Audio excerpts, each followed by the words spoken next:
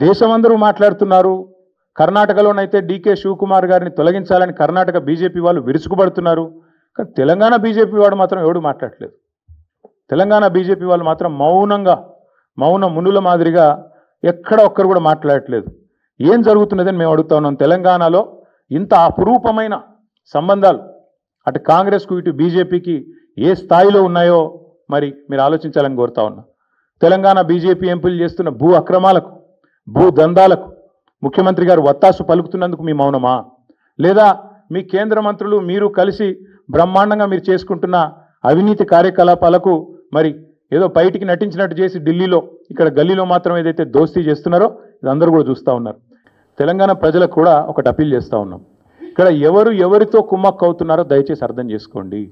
అమృత్ కుంభకోణంలో రేవంత్ రెడ్డి గారి బావమరిది వ్యవహారం ఉండి కూడా రేవంత్ రెడ్డిని కాపాడుతున్నది కేంద్ర ప్రభుత్వం.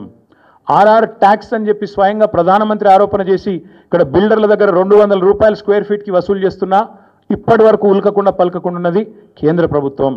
అట్లాగే సివిల్ సప్లై స్కామ్లో ఈ ప్రభుత్వాన్ని కాంగ్రెస్ను కాపాడుతున్నది కేంద్ర ప్రభుత్వం. సెంట్రల్ ఎంపవర్డ్ కమిటీ రికమెండేషన్ ఇచ్చిన తర్వాత కూడా మీరు వెంటనే ఈ ఫైనాన్షియల్ ఫ్రాడ్ను సెంట్రల్ యూనివర్సిటీ కంచెగచ్చిబౌలి భూముల్లో చర్య తీసుకోండి అని ఎంపవర్డ్ కమిటీ చెప్పిన తర్వాత కూడా ఇప్పటికీ ఉలకకుండా పలకకుండా ఉన్నది కేంద్ర ప్రభుత్వం. మరి ఈరోజు ఈ విషయంలోనన్నా నేషనల్ హెరాల్డ్ విషయంలోనన్నా స్పందిస్తారో లేదో మేము కూడా చూస్తాం. ఒక నెల రోజులు ఎదురు చూస్తాం. మేము కూడా చూస్తాం ఒకవేళ మరి కేంద్ర ప్రభుత్వం ముందుకు వస్తుందా రాదా. ఎందుకంటే మీకు తెలుసు ఫార్ములా ఈలో ఏదో జరిగిపోయింది, దున్నపోతు ఈనింది అని కాంగ్రెస్ వాడనంగానే కట్టేయండి దుడ్డని చెప్పి గవర్నర్ గారు స్పందించి వెంటనే ఆగమేఘాల మీద మెరుపు వేగంతో స్పందించి ప్రాసిక్యూట్ చేయాలన్నారు.